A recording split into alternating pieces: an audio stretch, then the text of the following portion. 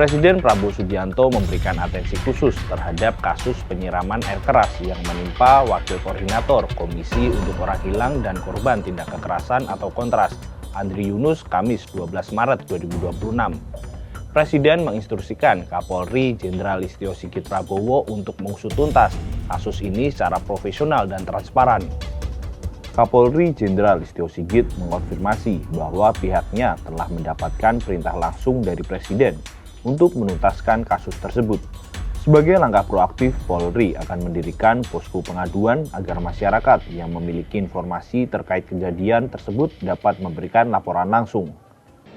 Saya telah mendapatkan perintah langsung dari Bapak Presiden untuk melaksanakan pengusutan tuntas secara profesional, transparan.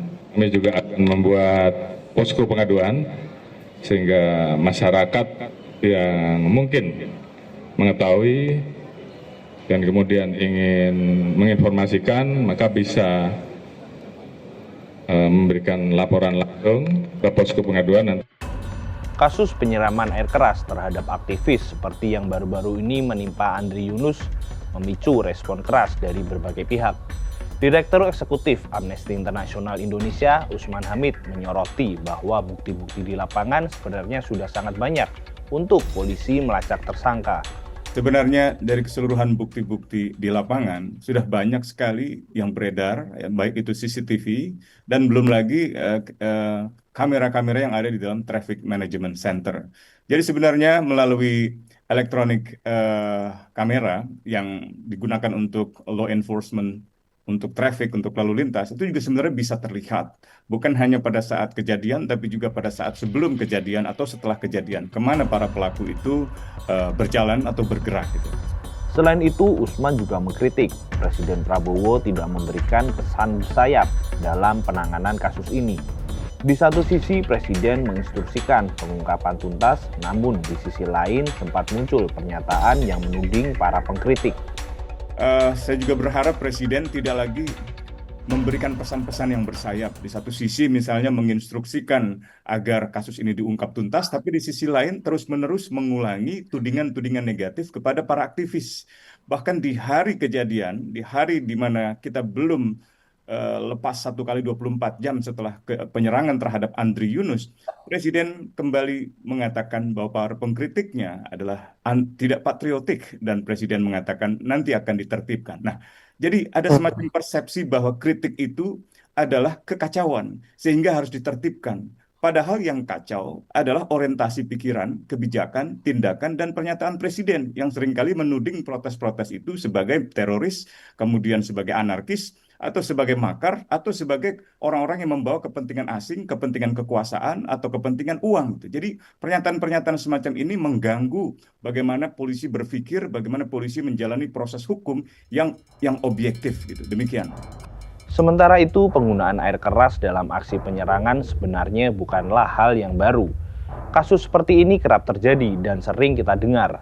Pelaku biasanya tidak hanya berniat melukai korban secara fisik, tetapi juga menimbulkan dampak psikologis yang mendalam. Serangan dengan air keras sering meninggalkan luka permanen yang membuat korban harus menanggung dampaknya dalam jangka panjang. Air keras adalah sebutan awam untuk larutan asam kuat yang memiliki sifat sangat korosif atau merusak jaringan. Contoh senyawa kimia yang sering digolongkan sebagai air keras adalah asam sulfat, asam klorida, dan asam nitrat. Cairan ini sangat berbahaya karena jika mengenai jaringan hidup seperti kulit, daging, atau mata, ia akan menimbulkan reaksi kimia yang membakar, melumerkan jaringan tubuh, dan dapat menyebabkan kebutaan permanen hingga cacat fisik yang parah. Saat mengenai kulit, air keras memicu reaksi nekrosis koagulatif atau pencairan jaringan, di mana protein kulit hancur seketika. Jika terkena mata, zat ini dapat menyebabkan kebutaan permanen akibat kerusakan kornea yang tidak dapat diperbaiki. Pengamat kepolisian dari ISES, Bambang Rukminto, berpendapat air keras lazim digunakan sebagai senjata penebar teror maupun pelaku kejahatan lainnya, lantaran tidak adanya aturan yang melarang aktivitas jual belinya. Selain itu, air keras dianggap efektif untuk melumpuhkan atau membuat korban cacat, sehingga membantu pelaku kejahatan melarikan diri dan menghilangkan jejak. Sahabat Kompas, kita nanti bersama bagaimana polisi menuntaskan kasus ini. Bukti-bukti yang beredar di publik disebut sudah cukup jelas, termasuk rekaman kamera pengawas atau CCTV yang memperlihatkan kejadian tersebut. Pertanyaannya, jika sejumlah bukti sudah tersedia, apalagi yang perlu ditunggu?